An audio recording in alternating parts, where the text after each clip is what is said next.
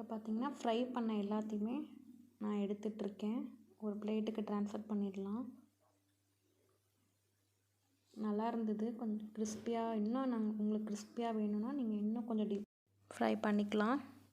So இதெல்லாம் நான் எடுத்து ஓரமாக வச்சுட்டு இன்னும் கொஞ்சம் மீதி இருந்ததையும் போட்டு ஃப்ரை பண்ணிகிட்ருக்கேன்.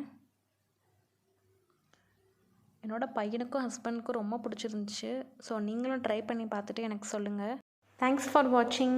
இந்த வீடியோ பிடிச்சிருந்தா லைக் பண்ணுங்கள், கமெண்ட் பண்ணுங்கள், ஷேர் பண்ணுங்கள் அண்ட் மறக்காமல் சப்ஸ்கிரைப் பண்ணிடுங்க.